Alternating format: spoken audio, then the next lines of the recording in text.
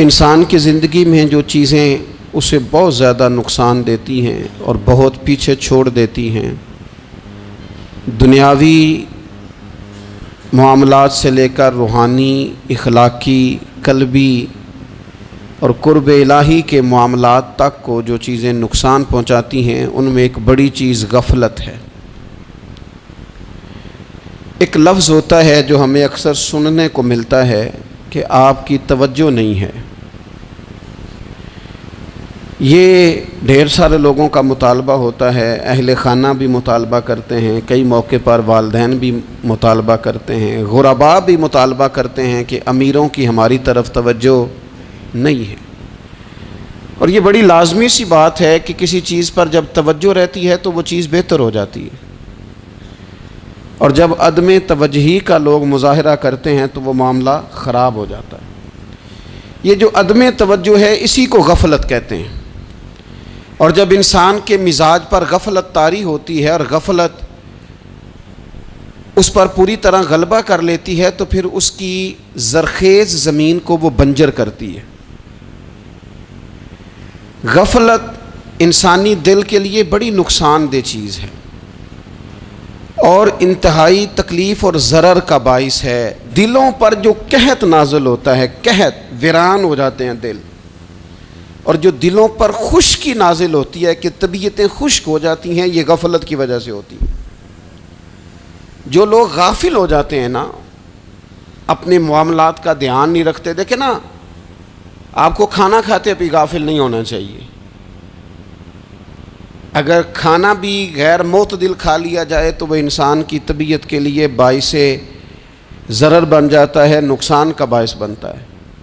بات کرتے ہوئے بھی غافل نہیں ہونا چاہیے، کئی دفعہ جملے ایسے نکل جاتے ہیں جو انسان کے لیے پھر شرمندگی کا باعث بنتے ہیں۔ انسان کو غافل ہو کر کوئی کام نہیں کرنا چاہیے، غافل ہو کر، مدہوش اور بے ہوش ہو کر نہیں۔ غفلت دل کو ویران کرتی ہے، طبیعت میں خشکی لاتی ہے۔ غافل کبھی نہ بنے۔ قرآن مجید فرقان حمید نے ارشاد فرمایا کہ اقترب للناس حسابہم، فرمایا لوگوں کے حساب کا وقت قریب آ گیا، وہم فی غفلۃ معرضون، اور وہ ابھی بھی غفلت میں منہ پھیرے ہوئے ہیں۔ ٹائم آ گیا حساب دینے کا، لیکن وہ ابھی بھی غافل ہیں۔ ہمارے جو زیادہ تر نقصان زندگی میں ہوئے ہیں وہ صرف ہماری غفلت کی وجہ سے ہوئے۔ ہم نے چیزوں پر توجہ نہیں دی، چیزیں گڑبڑ ہو گئیں۔ جس آدمی نے پھول لگائے ہوں، پھل لگائے ہوں، کھیتی لگائی ہو، وہ دانہ ڈال کے پانی دے کے فارغ نہیں ہو سکتا، اسے توجہ کرنی پڑتی ہے۔ اور کسی نے کہا تھا مالی جیندے ہون تو پھر بوٹے سوکدے نہیں، اگر موجود ہونا ان کو سینچنے والا، رکھوالی کرنے والا، تو پھر ان کی جڑیں کبھی خشک نہیں ہوا کرتی۔ ہماری جو غفلتیں ہیں یہ بڑی ضرر کا باعث ہیں، نقصان کا باعث، اور مجبوری معاف ہوتی ہے، غفلت معاف نہیں ہوتی۔ اسکول میں پڑھتے تھے، مدرسے میں پڑھتے تھے، تو ایک مجبوری ہو گئی جی، خدا نہ خواستہ گھر میں کوئی پریشانی ہو گئی تو اساتذہ اس پر سزا نہیں دیتے۔ کوئی خوشی کا موقع ہے گھر میں، فیملی میں کسی کی شادی ہے، اساتذہ اس پر سزا نہیں دیتے۔ لیکن اگر کبھی پتہ چلتا تھا نا کہ یہ گھر سے تو آیا تھا لیکن مدرسے نہیں آیا، یہ اسکول نہیں آیا، رستے میں غافل ہو گیا، تو یہ بات خوفناک تھی۔ یہ قابل سزا جرم تھا کہ تو غافل ہو گیا اپنی پڑھائی سے، تو گھر سے آیا اور یہاں نہیں آیا۔ غفلت قابل سزا ہوتی ہے، مجبوری کی معافی ہوتی ہے۔ ہمارا آج کل جو مسئلہ ہے وہ غفلت کا ہے۔ ڈھیر سارے لوگ ہیں، سمجھدار بھی ہیں، سیانے بھی ہیں، معاملہ فہم بھی ہیں، باشعور بھی ہیں، تعلیم کی ڈگریاں بھی رکھتے ہیں، لیکن اگر ان کی زندگیوں کی تکلیفوں کو دیکھا جائے اور بے آباد روح کو دیکھا جائے اور سجدوں سے ان کی دوری کو دیکھا جائے تو ایک ہی بات سمجھ میں آتی ہے کہ پتہ سارا ہے لیکن لے ڈوبی ہے غفلت، توجہ نہیں کی۔ لائق بچہ بھی نالائق ترین زندگی گزارتا ہے، اس لیے کہ اس کے لائق ہونے کے ساتھ ساتھ اس کا توجہ کرنا بھی تو ضروری ہے نا۔ نرے لائق کا کیا فائدہ اگر وہ محنتی نہیں، اگر وہ توجہ ہی نہیں کرتا، اپنا سبق دھیان سے سنتا پڑھتا ہی نہیں، تو بھی جتنا مرضی لائق ہو پیچھے رہ جائے گا۔ اور کئی نالائق ہوتے ہیں، رٹا لگا کے پاس ہوتے ہیں، پر چلو رٹا تو لگاتے ہیں نا، محنت تو کرتے ہیں نا، جد و جہد تو کرتے ہیں۔ کئی نالائق جد و جہد کے باعث آگے گزر جاتے ہیں، اور کوئی اسی چکر میں رہ جاتے ہیں، میں بڑا لائق ہوں، کل پڑھ لوں گا، پرسوں پڑھ لوں گا، ہفتہ تیاری کر کے پاس ہو جاؤں گا۔ اپنی زندگی سے غفلت کا پردہ اٹھائیں، اور غفلت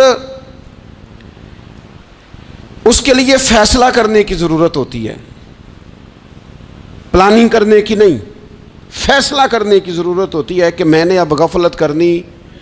ہم نہ جب بھی کوئی پروگرام بناتے ہیں تو منصوبہ بندی شروع کر دیں، منصوبہ بندی نہ کریں، فیصلہ کریں، کہیں کہ میں نے غافل نہیں ہونا۔ غفلت غرق دنیا کا نام ہے، اپنے آپ کو غفلت سے بچائیں۔ آپ دیکھیں حضرت کعب بن مالک رضی اللہ تعالیٰ عنہ فرماتے ہیں، بخاری میں موجود ہے، فرماتے ہیں کہ جنگ میں پیچھے رہ گیا تھا، میرا خیال تھا کل چلا جاؤں گا، گھوڑے اور سواریاں میرے پاس تیز ہیں، مضبوط ہیں، پرسوں چلا جاؤں گا، تیزی سے بھاگ کے میں پہنچ جاؤں گا، میں قافلے کے ساتھ شامل ہو جاؤں گا، لیکن بس تھوڑی سستی ہو گئی، ذرا غفلت ہو گئی۔ آپ فرماتے ہیں جب سب لوگ چلے گئے حضور علیہ السلام کے ساتھ جہاد میں اور میں پیچھے رہ گیا، تو پھر جب چند دن گزر گئے اور محبوب کے واپس آنے کا ٹائم ہو گیا، تو اب میں غور کرتا سمجھتا تو مجھے مدینے میں یہاں بزدل لوگ نظر آتے، اور کون نظر آتے؟ جو منافق تھے، وہ منافق بزدل دکھائی دیتے، یا مجھے عورتیں اور بچے دکھائی دیتے۔ میں پریشان ہوا، حضور واپس آ گئے، جنہوں نے بہانے کیے تھے نا منافقین نے، یہ مجبوری تھی اس لیے نہیں جہاد پہ گئے، یہ جنہوں نے بہانے کیے تھے انہیں مل گئی معافی، اور میں نے سچ بولا، میں نے کہا یا رسول اللہ میں غافل ہو گیا تھا۔ اب کہتے ہیں میں نے جب کہا نا حضور سستی ہو گئی تھی، ذرا غفلت ہو گئی، تو بندہ محبوب سے ہی غافل ہو جائے،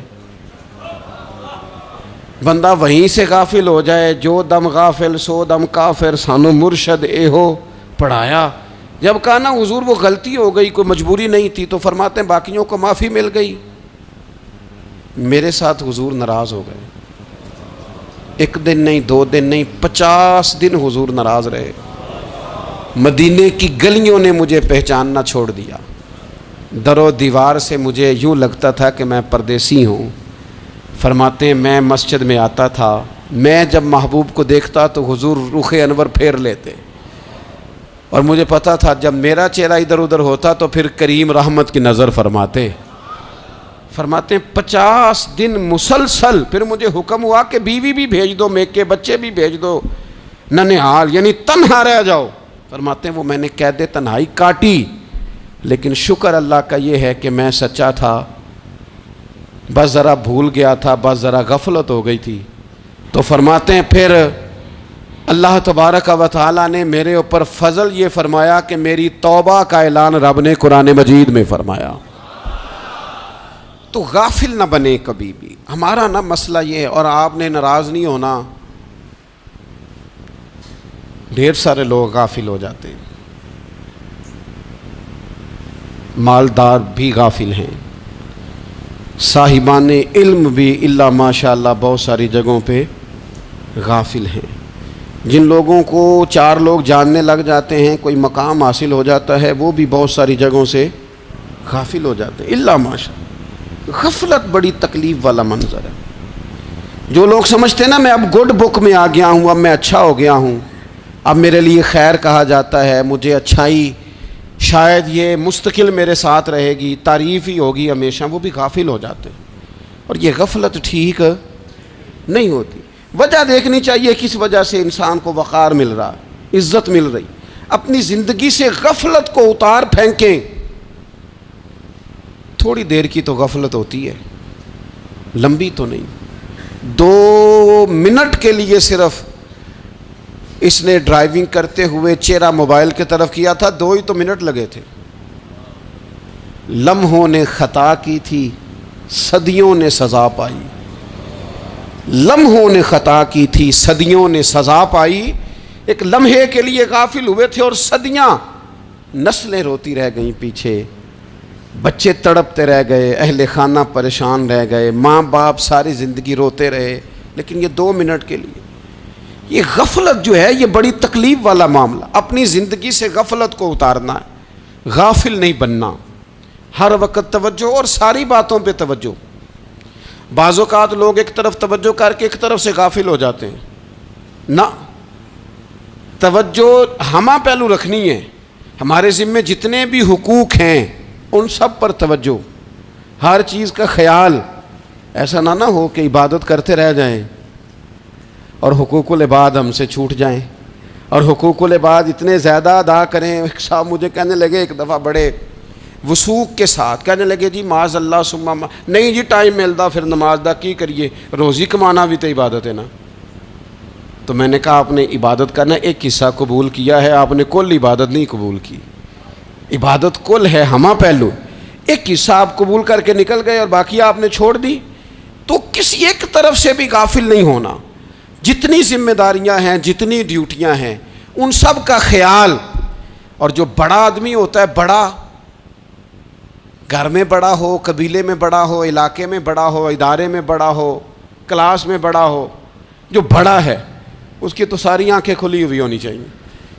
ایک ایک پر اس کی نظر ہونی چاہیے کہ میری کہاں ضرورت ہے، کہاں مجھے اشک شوئی کرنی ہے، کس کے ساتھ میں نے کس طرح محبت کا رویہ رکھنا ہے. غافل نہ بنے. اچھا جی اب کیسے پتہ چلے گا کہ ہم غافل ہیں؟ یہ کیسے پتہ چلے گا؟ آپ کسی بندے سے بھی پوچھ لیں حالات کیا ہیں تو کہتا ہے اللہ کا شکر ہے کبھی کسی کا دل نہیں دکھایا، اللہ کا شکر ہے جی زمانہ ہو گیا 5 نمازیں پڑھتا ہوں، اللہ کا شکر ہے جی. کیسے پتہ چلے گا غافل ہیں؟ پہلی علامت ہمارے علماء اور صوفیاء نے غافل بندے کی لکھی ہے. اس آئینے میں نے اور آپ نے اپنا آپ دیکھنا ہے. غافل بندے کی پہلی علامت یہ ہوتی ہے کہ وہ دنیاوی کاموں میں چست ہوتا ہے اور اللہ اور اس کے رسول کی فرما برداری میں سست ہوتا ہے.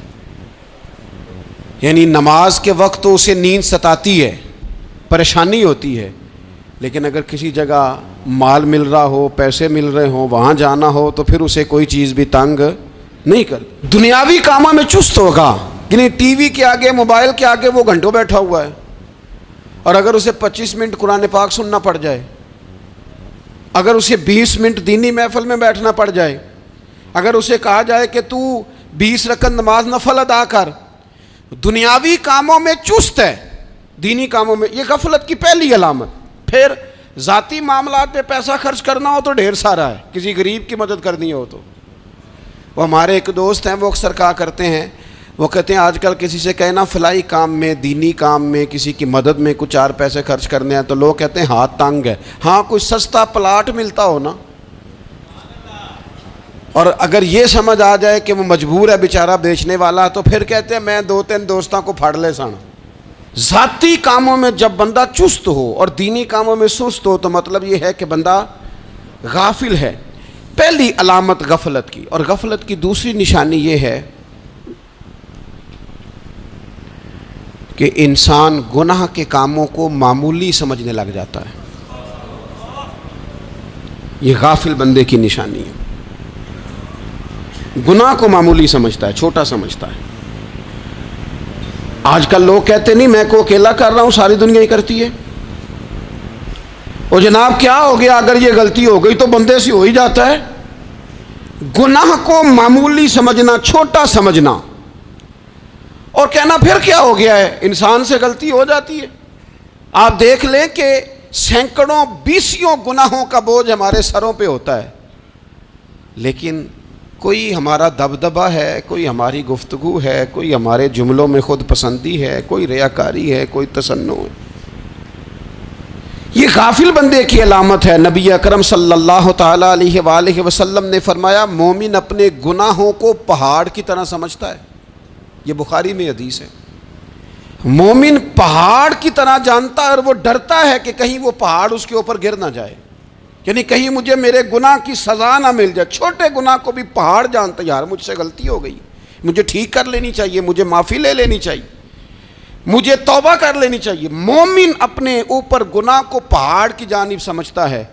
اور حضور علیہ الصلوۃ والسلام فرماتے ہیں کہ یہ جو فاسق اور فاجر ہوتا ہے نا، اللہ کا نافرمان، یہ گناہ کو مکھی کی طرح سمجھتا ہے. یہ سمجھتا ہے میں نے اشارہ کرنا ہے مکھی نے اڑ جانا ہے. مومن کی علامت یہ ہے کہ وہ پہاڑ جانتا ہے اگر غلطی ہو جائے تو پہاڑ.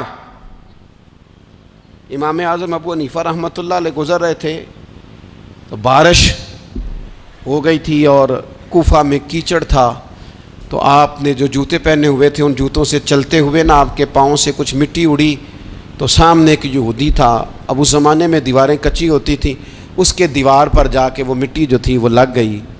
اب امام صاحب بڑے پریشان ہوئے کہ میں نے اس کی دیوار کو آلودہ کر دیا. یہاں تو لوگ اپنی اینٹیں رکھتے رکھتے کئیوں کی دیواریں توڑ ہی دیتے ہیں, اور پھر وہ اس پر ماننے کو بھی تیار نہیں ہوتے, تسلیم کرنے کو بھی تیار نہیں ہوتے. وہ کہتے ہیں پھر کیا ہو گیا, اب ہمارا یہاں گھر ہے تو ہم نے ٹرالی منگوانی نہیں تھی, ہمارا حق بنتا تھا.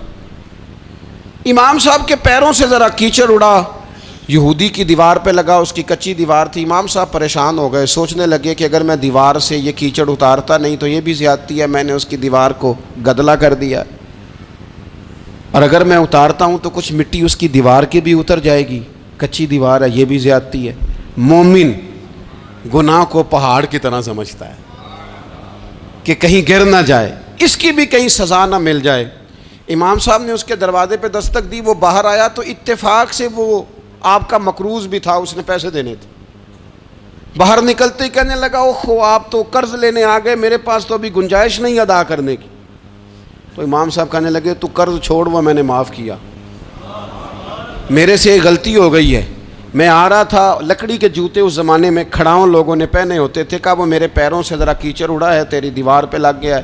اب میں بڑی دیر سے کھڑا سوچ رہا ہوں کہ اگر میں تیری دیوار صاف نہ کروں تو میں نے یہ میلی کر دی, گدلی کر دی, یہ بھی بات درست نہیں ہے, زیادتی, اور اگر میں اسے صاف کرتا ہوں کچی دیوار سے کچھ مٹی اتر جائے گی تو یہ بھی زیادتی ہے. اب تو بتا میں کیا کروں. تو بے موسمہ پھل تھا نا یہ, تو بے موسمہ پھل دیکھ کے بندہ حیران ہو جاتا ہے. جو باتیں روٹین میں نہ ہو رہی ہوں وہ ذرا انوکھی لگتی ہے, بندہ حیران ہو گیا. غور سے امام صاحب کا چہرہ دیکھنے لگا, غور سے چہرہ دیکھنے لگا, اور پھر تھوڑی دیر سوچنے کے بعد کہنے لگا حضور پہلے میں نے دین اسلام کے بارے میں پڑھا اور سنا تھا, آج میں نے دین دیکھا ہے. پہلے میں نے سنا تھا کہ دین اسلام اس طرح کا ہے, آج میں نے دین. ہم نہ پوری دنیا کے کافروں کو دین سنانا چاہتے ہیں, دکھانا نہیں چاہتے. ہم نیک نظر آنا چاہتے ہیں, نیک بننا نہیں چاہتے. ہم نیک نظر آنا چاہتے.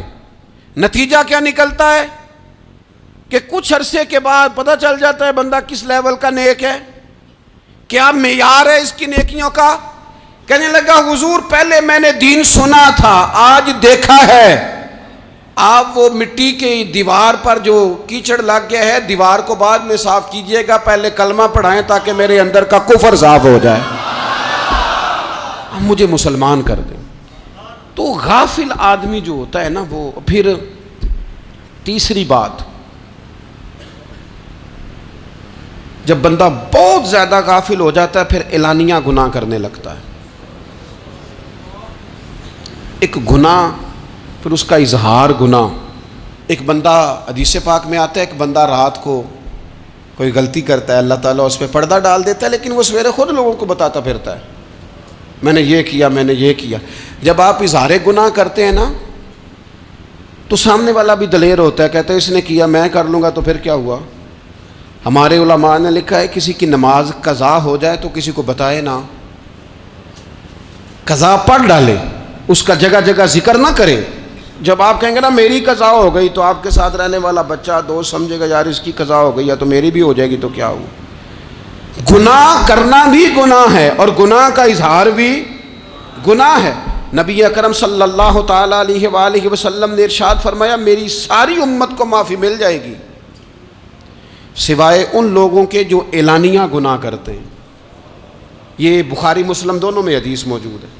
جو اعلانیہ گناہ, جنہوں نے خود ساری دنیا کو گواہ بنا لیا, میں نے یہ بھی جرم کیا, یہ بھی کیا, یہ بھی کیا, یہ بھی کیا, خود انہوں نے لوگوں کے, بہت بڑے غافل آدمی کی علامت ہے کہ گناہ کرے اور پھر اوپر سے اعلانیہ گناہ کرے, اتنا بڑا جرم کرے. پھر چوتھی علامت اگر ہم دیکھنا چاہیں کہ کہ ہم غافل تو نہیں. تو غافل بندے کی چوتھی علامت یہ ہوتی ہے کہ وہ فضول کاموں میں وقت بڑا ضائع کرتا ہے. فضولیات میں ادھر بیٹھے ہیں ادھر بیٹھے ہیں, یہاں گپ شپ ہو رہی ہے, وہاں موبائل دیکھا جا رہا ہے, پھر کچھ ٹائم ملا ہے تو پھر کہیں دور دراز کسی ہوٹل پہ کھانا کھانے چلے گئے, پھر کچھ ٹائم ملا تو چلو نکلتے ہیں ذرا کوئی ہفتہ سیر کر آتے ہیں, یہاں گپ شپ ہے, فلاں کو ڈسکس کر لیتے ہیں, فلاں کے بارے میں بات کر لیتے ہیں, سیاسی تبصرے کر لیتے ہیں, یہ تھوڑی گفتگو ہو جاتی, چلے محلے داروں پہ تبصرہ شروع کرتے ہیں, کون روٹی زیادہ کھا رہا ہے اور کس کے پاس پیسے زیادہ آ گئے, چلو جا کے پتہ کرتے ہیں. حالانکہ یہ پتہ نہیں کرنا چاہیے تھا, پتہ تو اس کا کرنا چاہیے تھا جو بیچارہ کل سے بھوکا ہے. خبر تو اس کی رکھنی چاہیے تھی جس بیچارے کے گھر میں بچوں کے لیے پہننے کو کپڑے موجود نہیں ہیں. اس پر تبصرہ یہ کرتے ہیں کہ یہ محنت کیوں نہیں کرتے, اور اگر کسی پر اللہ عطا کر دے پھر حساب ضرور لگاتے ہیں کہ ذرا معلومات کرو یہ اتنی جلدی آگے کیسے نکل گئے. غافل بندے کی علامت ہے وقت کا ضائع کرنا اور فضول کاموں میں ضائع کرنا اور بلا وجہ ضائع, اور ایسے سوالات کرنا جن کی ضرورت ہی کوئی نہیں, بالکل ضرورت ہی نہیں, کوئی مطلب ہی نہیں, لیکن ہم لوگ وقت ضائع. یہ غفلت کی علامت, غفلت. اللہ والوں کی علامت کیا تھی؟ ایک بات انہوں نے زندگی میں لے لی, سیکھ لی, پھر ساری زندگی اسی پہ گزار دی. ان کا ارادہ تھا نا کشکول سیدھا کیا. کچھ لوگ ساری زندگی لیکچر قبول لے کے سن کے پھر بھی سمجھنے کو تیار. یہ غافل دل کی علامت ہے. اس لیے نبی پاک صلی اللہ تعالیٰ علیہ وسلم نے فرمایا دو نعمتیں ایسی ہیں جن میں اکثر لوگ غفلت میں ہیں, ایک صحت اور دوسری فراغت. لوگ بلا وجہ وقت ضائع کرتے ہیں. اللہ نے صحت دی ہے, کسی خیر کے کام میں لگائیں. اگر آپ کے پاس فارغ وقت ہے تو قرآن پاک کو یاد کریں, ترجمہ اور تفسیر سے پڑھیں, محبوب پاک علیہ السلام کی احادیث کو یاد کریں, اللہ والوں کی باتیں سنیں. وقت ملے تو عبادات میں لگائیں, نوافل میں لگائیں, تلاوت میں لگائیں, ذکر اذکار میں لگائیں, اور پھر اللہ مزید توفیق عطا کرے تو کسی کے بھلے میں وقت لگائیں. گلی سے کوئی کانٹا اٹھائیں, کوئی روڑا اٹھائیں, کوئی کسی کی مدد کریں. لیکن یہ غافل ہونے کی علامت ہے کہ اپنے وقت کو ضائع کرنا. اور پھر اسی طرح غفلت کی پانچویں علامت یہ ہے کہ اگر بندے کو دنیا سے پورا پیار ہو جائے, یعنی شب قدر میں بھی آ کے کہتا ہے یا اللہ کبھی پیسے دے دینا, شب برات والے دن بھی کہتا ہے کہ مالک اگر کبھی کوئی ایسا سبب لگ جائے نا, یعنی بیت اللہ شریف کے سامنے کھڑے ہو کے بھی اگر اس نے مال ہی مانگنا ہے وہاں بھی اس نے یہی سوال کرنا ہے, حب دنیا اتنی غالب آ جائے. تو یہ غافل ہونے کی علامت. دنیا ضرورت ہے, مقصد نہیں ہے. دنیا کی حاجت ہے, مقصد نہیں ہے. یہ مقصود نہیں. اور جب لوگ فقط دنیا کے مال کو, دولت کو, نبی پاک علیہ السلام نے فرمایا وہ لعنتی ہے جو درہم اور دینار کا بندہ بن گیا ہے, پیسوں کا بندہ بن گیا ہے. مل جائے تو خوش ہوتا ہے, نہ ملے تو تکلیف میں آ جاتا ہے. یہ غافل بندے کی علامت. مومن تو وہ ہوتا ہے کہ دولت رزق حلال ضرور کماتا ہے تاکہ کسی کے آگے ہاتھ نہ پھیلانا پڑے, کوشش ضرور کرتا ہے, پر دنیا کو جیب میں جگہ دیتا ہے, دل میں نہیں دیتا. اس کی جگہ جہاں ہے اسے وہاں رکھتا ہے, اسے دل میں جگہ. دل تو ایک ہے, اس میں رب و رسول کو بسائیں گے یا کسی اور کو بسائیں گے. تو حب دنیا یہ غافل ہونے کی بہت بڑی علامت ہے. پھر اسی طرح جو بندہ رب کریم کو جانتا نہیں نا وہ بھی غافل ہو جاتا ہے. ایک تو جو یہ نہیں نہ جانتا کہ رب کریم سزا دے گا, مجھے دیکھ رہا ہے, اسے نہ اونگ آتی ہے نہ نیند آتی ہے, جو اس کی معرفت نہیں رکھتا کہ میرا رب ہر وقت مجھے دیکھ رہا ہے, وہ بھی غافل ہو جاتا ہے. جسے پتہ ہونا کہ مجھے دیکھ رہا ہے وہ غافل نہیں ہوتا. اور جو یہ سمجھ لیتا ہے نا کہ شاید معاذ اللہ ثم اس یقین کو پکا نہیں کرتا, وہ غافل ہو جاتا ہے. اور ایک جو یہ نہیں نہ جانتا کہ رب مہربان کتنا ہے وہ بھی غافل ہو جاتا ہے. مجھے بتائیے سب سے زیادہ تو بندہ اس کے دروازے پہ جاتا ہے نا جو سب سے زیادہ مہربانی کرنے والا ہو, اس دروازے سے بندہ اٹھتا ہی نہیں. تو جس کو یہ یقین ہو جائے نا سب سے زیادہ کرم فرمانے والی ذات اللہ رسول کی ہے, وہ کبھی رب رسول سے غافل نہیں ہوتا, وہ کبھی اللہ رسول کا دروازہ چھوڑ کے نہیں جاتا، وہ کبھی کسی اور جگہ جا کے پناہ تلاش نہیں کرتا۔ جسے پتہ چل جائے نا وہ کریم کتنا ہے، مہربان کتنا ہے۔ ملا رومی رحمت اللہ علیہ فرماتے ہیں بہت بڑا مجرم تھا ایک بندہ، بہت بڑا گناہگار تھا، بت کو پوجتا تھا، تھک گیا ساری رات بت کے سامنے کھڑا تھا، معاذ اللہ یا صنم یا صنم یا صنم کہتے، تھک گیا، نیند آ گئی، اونگ آ گئی۔ جب پوری طرح نیند آ گئی اور دماغ پہ نیند قبضہ کرنے لگی تو اس کے منہ سے نکل گیا، صنم صنم کہہ رہا تھا نا، نکل گیا یا صمد، او بے نیاز مالک۔ رب کریم نے فرشتوں سے فرمایا دوڑ کے جاؤ، جو کہتا ہے اسے دے دو۔ فرشتے کہنے لگے مالک وہ تو بت کو پکار رہا تھا، اس نے تو غلطی سے نام لیا ہے۔ فرمایا مجھے نہیں پتا، لیکن دیکھو نا اس نے مجھے پکارا تو ہے نا، کتنی دیر سے جھوٹے کو پکار رہا تھا، اس کا معاملہ حل نہیں ہوا۔ اب اگر سچے کو پکارنے پہ بھی حل نہ ہوا تو فرق کیا رہ جائے گا؟ دے دو جو مانگتا ہے، دے دو۔ میرے دوست گھر پتہ چل جائے وہ کریم کتنا ہے، وہ مہربان کتنا ہے۔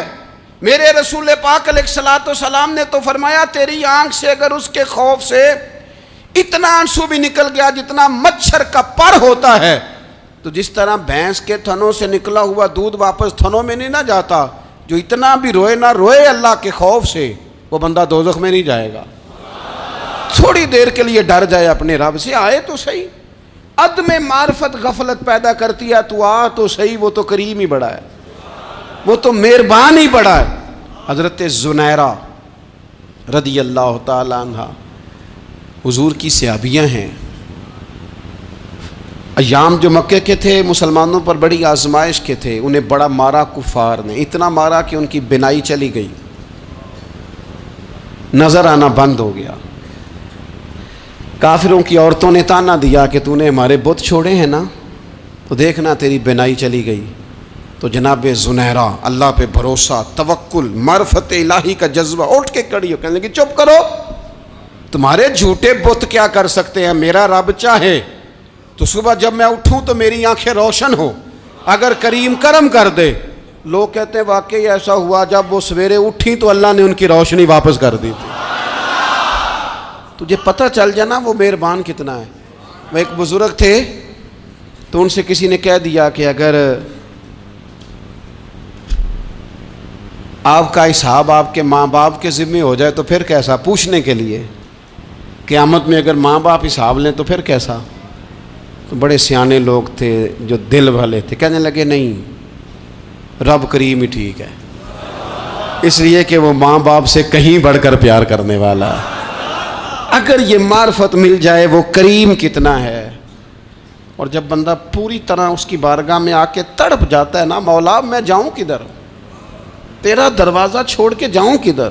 اقبال کہتے ہیں وہ ایک سجدہ جسے تو گراں سمجھتا ہے، 1000 سجدوں سے دیتا ہے آدمی کو نجات۔ تجھے جگہ جگہ جھکنا نہیں پڑے گا اگر تو صحیح معنوں میں اپنے رب کی بارگاہ میں جھک جائے۔ تو میرے عزیز کوشش کریں کہ اس کی معرفت، اس کا کرم، اس کی عطا اور اللہ تبارک و تعالیٰ کے حاضر و ناظر ہونے پر عین الیقین، حق الیقین حاصل کریں۔ اور پھر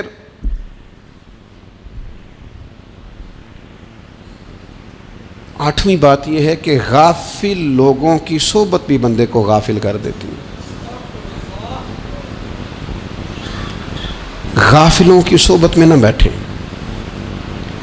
ان کی صحبت میں بیٹھیں جن کے پاس بیٹھنے سے دل میں رب رسول کی محبت پیدا ہوتی ہے۔ غافلوں سے بچیں۔ چنگیاں دے لڑ لگی ساں تے چولی چ پھل پئے، تے جدوں میں پیڑیاں دے سنگ رل گئی تے میرے اگلے بھی ڈول گئے۔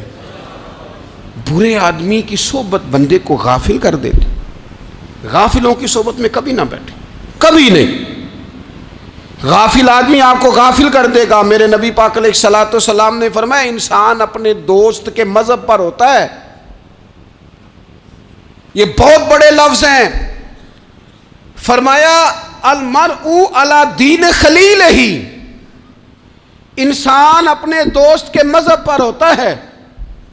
تو دیکھ تو نے دوست کس کو بنایا ہے، جو تیرے دوست کا مذہب ہوگا وہی تیرا ہو جائے گا۔ ہم نے دوست بنایا نا غوث پاک جیلانی کو، ہم نے یاری لگائی ہے نا داتا علی اجمیری سے، ہماری نسبت ہے نا معین الدین اجمیری سے، ہمارا تعلق ہے نا بہاؤالدین زکریہ ملتانی سے، ہمارا رشتہ ہے نا حضرت مجدد الفسانی سے، ہم ماننے والے ہیں نا اعلیٰ حضرت بریلوی کے، ہمارا تعلق ہے کبھی جماعت علی سے کبھی مہر علی سے، ہمارا ان سے تعلق ہے تو صبح شام ہماری زبان پہ رہتا ہے بالغ العلا بکمالہ کشف الدجی بجمالہ حسنت جمیع خصالہ صلو علیہ وآلہ۔ ان سے تعلق جڑا ہے نا تو کئی دفعہ تنہائیاں تڑپا دیتی ہیں اور تڑپ کے کہتے ہیں آج سکھ متران دی ودھیری ہے، آج سکھ متران دی، سکھ کہتے ہیں اڈیق کو، متر کہتے ہیں محبوب کو، اج سکھ متران دی ودھیری ہے، اے کیوں دلڑی اداس گھنیری ہے، لوں لوں وچ شوق چنگیری ہے، اج نینا لائیاں کیوں جھڑیاں، سبحان اللہ سبحان اللہ سبحان اللہ۔ پہلے کہتے ہیں سکھ متران دی ودھیری ہے یعنی اداس ہوں، پھر حضور کے جلووں پہ نظر کرتے ہیں، کہتے ہیں سبحان اللہ سبحان اللہ، ماں اجمل کا ماں احسن کا ماں اکمل کا، اور پھر فوراً کہنے لگے او کتھے مہر علی، او کتھے مہر علی، کتھے مہر علی تے کتھے تیری سنا، اب ویکھو مشتاق اکھیں کتھے جاڑیاں، بلغ العلا بے کمال کشف الدجی بے، اور میرے اعلیٰ حضرت کہنے لگے سرور کہوں کہ مالک و مولا کہوں، باغ خلیل کا گلے زیبا کہوں تجھے، تیرے تو وصف عیب تناہی سے ہیں بری، حیران ہوں میرے شاہ میں کیا کیا کہوں تجھے۔ غافل آدمی کی علامت ہے برے لوگوں کی صحبت میں، خبردار ان کے پاس نہ بیٹھنا جن کے پاس بیٹھنے سے تمہارے دلوں میں اولیاء اللہ اللہ کے بندوں کی عداوت پیدا ہو، خبردار خبردار ان کے پاس نہ بیٹھنا جن کے پاس بیٹھنے سے تمہارے دلوں میں حضور کی اولاد پاک کے بارے میں شک پیدا ہو، خبردار اس شخص کے پاس نہ بیٹھنا جو امام حسین ابن علی کے بارے میں کوئی کمزور بات کرتا ہو، بچنا، خبردار اس سے بچنا جو حضور کے صحابہ کے بارے میں بات کرے، بچنا بچنا اس سے، جو سیدنا ابو بکر صدیق کے بارے میں کوئی، دیکھو کیا مقدر ہیں صدیق و فاروق کے، جن کے گھر ہی رحمتوں کے خزینے میں، بھلا کیا کہا نبی پاک، حضور نے فرمایا میرے اوپر جس نے نیکی کی تھی بدلہ دے دیا ہے، یہ جو میرے ابو بکر صدیق ہے نا، ان کو میں اللہ کی بارگاہ میں لے جاؤں گا، کہوں گا مالک تو ہی بدلہ عطا فرما۔ ایک ہاتھ میں جناب صدیق کا ہاتھ پکڑا، ایک میں حضرت عمر کا ہاتھ پکڑا، اور حضور مسجد نبوی سے باہر آ رہے ہیں، دیکھنے والے کی زبان سے بے ساختہ سبحان اللہ نکل گیا، کیا شان ہے کیا مقدر ہے۔ تو حضور علیہ السلام رک گئے اور روک کے فرمایا تو حیران ہو رہا ہے نا، تو حیران ہو رہا ہے نا کہ میں نے ایک ہاتھ میں ابو بکر کو پکڑا ہے، ایک میں عمر کو پکڑا ہے، فرمایا قیامت میں جب میری قبر کھلے گی تو میں اسی طرح قبر سے نکلوں گا، اس طرح میدان محشر میں میں آؤں گا۔ خبردار حضور ایک وفاداروں کے وفادار رہنا، ان کے وفادار رہنا، ان کے وفادار رہنا بڑا عجیب دور آیا ہے۔ ہم نے یہ دور دیکھا ہے کہ لوگ حضور کے صحابہ کے بارے میں بھی بات کریں گے، اب نبی پاک کی اولاد پاک کے بارے کو بھی ڈسکس کیا جائے گا۔ اپنا منہ تو دیکھ، اپنی حیثیت دیکھ، اور پھر وہ بندے دیکھ جن کو اللہ نے چن کے اپنے محبوب کی غلامی کے لیے حضور کے قریب بٹھایا ہے۔ تو بچنا ایسے لوگوں سے، پرہیز کرنا، خبردار عقیدہ ستھرا رکھنا، عقیدہ ستھرا رکھنا، صاف رہنا، پاکیزہ رہنا، غافلوں کی صحبت سے بچنا۔ بڑا ڈرتے ہیں اللہ سے، دعائیں مانگتے ہیں یا اللہ نسلوں میں بھی وہی بندے پیدا فرما جو عقیدے پکے رکھنے والے ہیں، وہ بندے پیدا فرما ہماری نسلوں میں۔ ایک وہ بندہ بھی غافل ہو جاتا ہے جو امیدیں لمبی لگا لیتا ہے،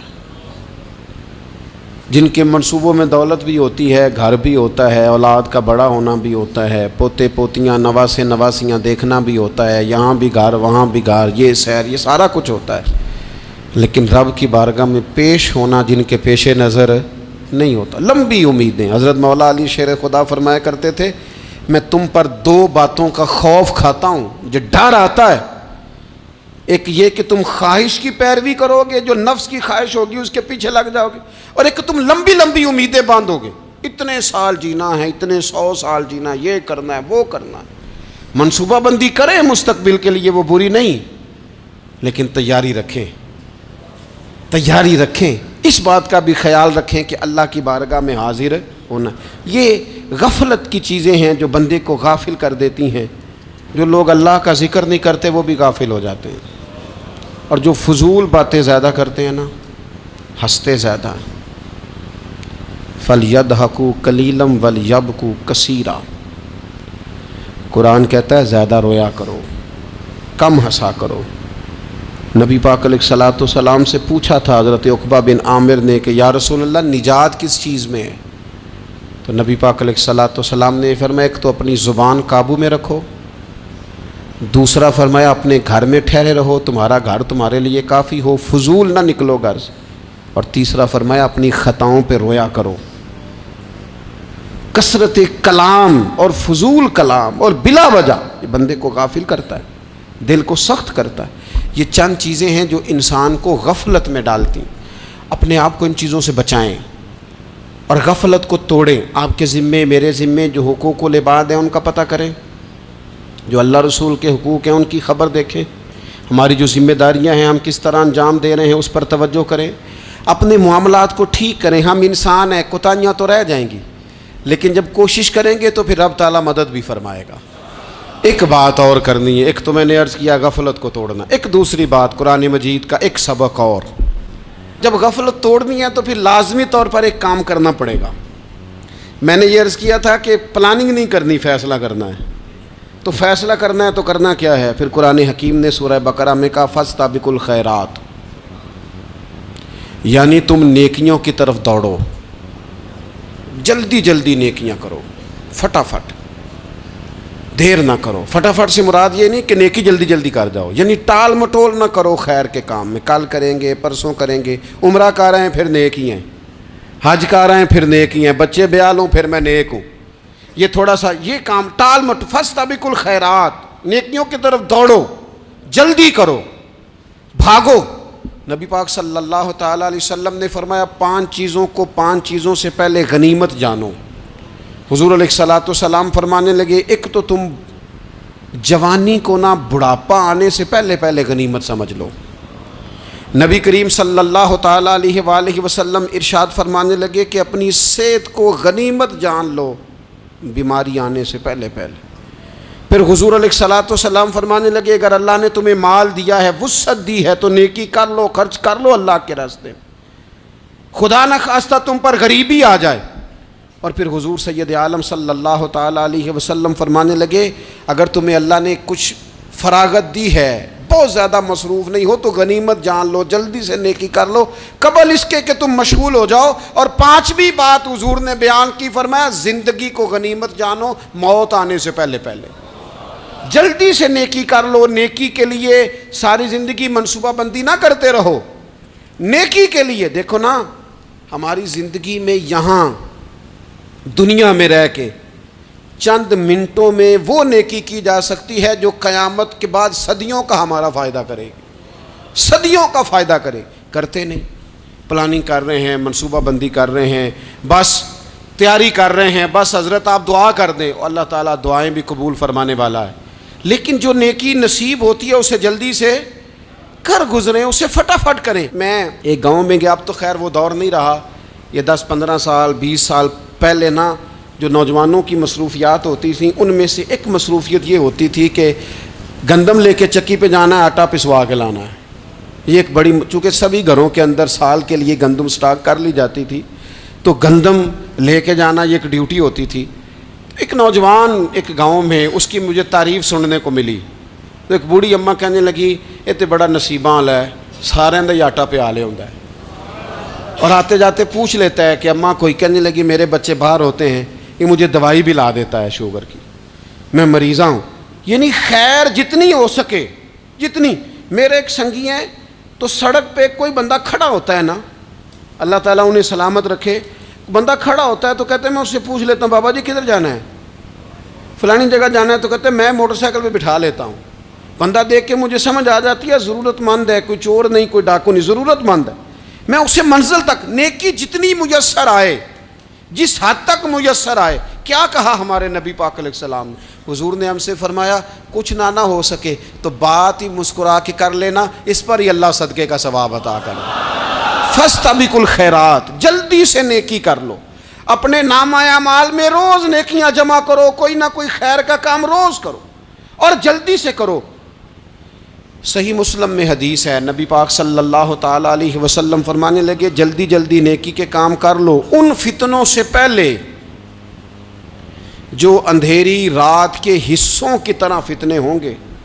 فرمایا اس وقت حال یہ ہوگا کہ آدمی صبح مومن ہوگا شام کو کافر ہو جائے گا، شام کو مومن ہوگا تو صبح کافر ہو جائے گا. اور فرمایا لوگ دنیا کے بدلے اپنا دین تک بیچ ڈالیں گے. معاذ اللہ جھوٹی قسمیں نہیں کھائی جاتی، جھوٹا قرآن مجید نہیں لوگ اٹھا لیتے. لوگ دنیا کے لیے دین بیچ ڈالیں گے. اس سے پہلے جب فتنے اتنے زیادہ ہو جائیں اس سے پہلے نیکی کر لو، کوئی خیر کا کام کر لو، جلدی سے کچھ ایسا کر لو. حضرت عقبہ بن حارث رضی اللہ تعالیٰ عنہ فرماتے ہیں یہ دیکھیں ہمارے نبی پاک علیہ السلام کی سیرت کیا ہے، حضور کا اسوہ کیا ہے، نبی پاک علیہ السلام ہماری تربیت کس طرح کرتے ہیں. حضرت عقبہ بن حارث رضی اللہ تعالیٰ عنہ کہتے ہیں ہم نے نبی پاک علیہ السلام کے ساتھ عصر کی نماز پڑھی، یہ صحیح بخاری میں موجود ہے. فرماتے حضور سلام پھیرتے ہی فوراً اٹھ کے گھر تشریف لے گئے. یہ ہمارے لیے انوکھی بات تھی، غیر متوقع تھی، پہلے کبھی ایسا ہوا نہیں.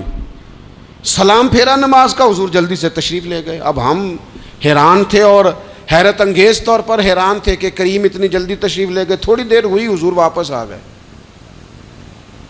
تو محبوب پاک علیہ السلام فرمانے لگے گھر میں ایک چھوٹی سی ڈلی، ایک چھوٹا سا ٹکڑا سونے کا پڑا تھا، مال آیا تھا سارا صدقہ کر دیا، وہ تھوڑا سا پڑا تھا، اچانک مجھے یاد آیا وہ تو پڑا رہ گیا. تو حضور فرمانے لگے میں نے کہا کہیں ایسا نہ ہو جائے کہ ساری رات گزر جائے اور میرے گھر میں پڑا ہی رہ جائے، میں جلدی سے جا کے اسے خیرات کر دوں. میں نے خیرات کیا پھر میں واپس آ گیا ہوں. جلدی سے نیکی، جلدی سے نیکی کر لی جائے. ہم بڑا انتظار کر رہے ہیں، بڑا لمبا ہمارا پروگرام ہے، ہمارے پاس ٹائم ہی بڑا ہے. کسی نے کان میں کہہ دیا ہے تیرے پاس بڑا وقت ہے، ابھی تو بڑی عمر پڑی ہے، ابھی تو جناب اور میرے بھائی یہ لوگوں کے کہنے کی باتیں ہیں.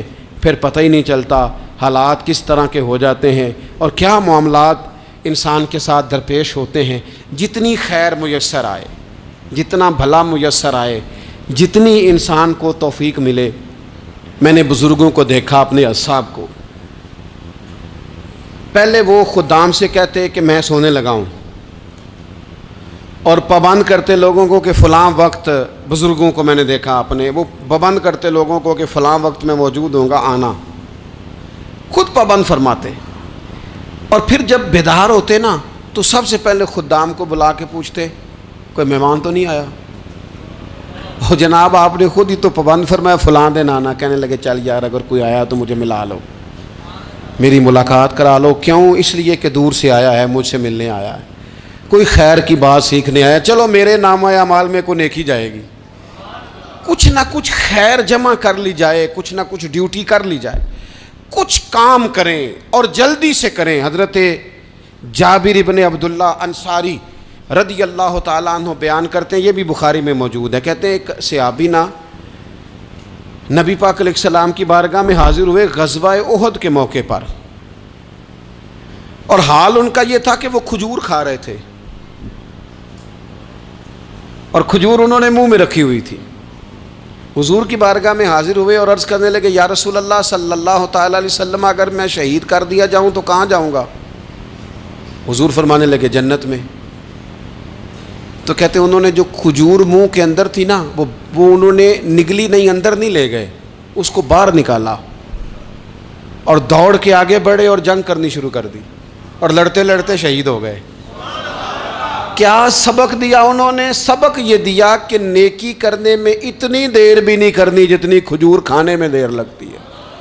جلدی سے نیکی کرنی ہے، فٹافٹ نیکی کرنی، اس کے اندر ٹال مٹول نہیں کرنا۔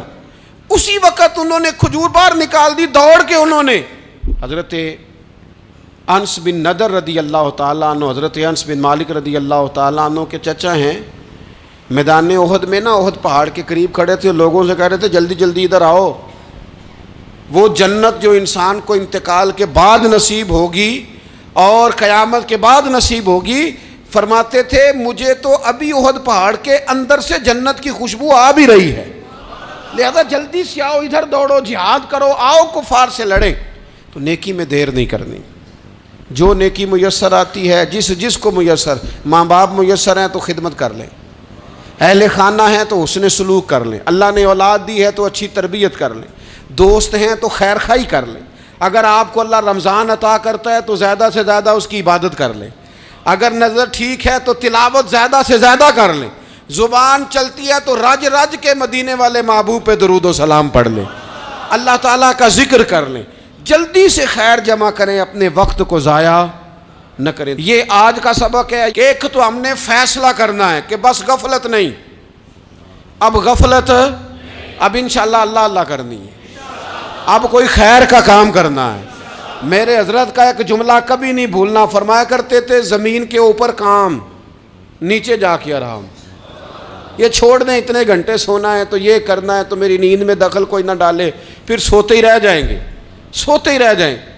زمین کے اوپر کام اور نیچے جا کے جاگنا ہے، جاگ لے افلاک کے سائے تلے، پھر حشر تک سوتا رہے گا خاک کے سائے تلے۔ اب جاگ لے افلاک کے سائے کے نیچے، جاگ، کھول آنکھیں، ہر وقت کا سونا، ہر وقت سونا، ہر وقت جو اپنے آرام کی فکر کرنا، اس سے نکل آئیں اور اچھا کھانا اور اچھا پہننا اور بس اپنی مرضی کی زندگی من چاہی جینا، اس سے باہر آئیں، فیصلہ کریں، فیصلہ کہ اب غفلت نہیں کرنی، اگر اللہ نے کوئی صلاحیت دی ہے تو اسے دین کے کام پہ لگانا ہے، کوئی ڈیوٹی کرنی ہے، کوئی خدمت کرنی ہے۔ دیکھو خدمتیں ہو رہی ہیں، صدیق اکبر مال دے رہے ہیں، عثمان غنی مال دے رہے ہیں، مولا علی نے تلوار پکڑی ہے، میدان میں جا رہے ہیں، فاروق اعظم گلی گلی نگر نگر رسول اللہ کے دین کی پہرے داری کر رہے ہیں، حضرت جناب سیدنا سلمان فارسی ابو ذر غفاری حضور کی مسجد میں جھاڑو دے رہے ہیں، اور بلال حبشی وہ نبی پاک کی مسجد میں اذان پڑھتے رب نے اتنا عروج فرمایا کہ کعبے کی چھت پہ کھڑے ہو کے بھی اذان پڑھنی شروع، انہوں نے اذان دے دی۔ تو کوئی کام کرنا ہے، غفلت کو توڑنا ہے اور نیکی کرنی ہے، ذرا جلدی جلدی خیر کا کام کرنا ہے، نہیں ایسے نہیں، فٹافٹ، کیسے جی؟ فٹافٹ، تو فٹافٹ کام کریں خیر کا، جلدی جلدی، تو یہ خیر کا کام فٹافٹ، جلدی جلدی اور بڑی جلدی اور دوڑ دھوپ کے، اور جب آپ کرتے جائیں گے نا تو پھر اللہ تعالیٰ مواقع بناتا جائے گا۔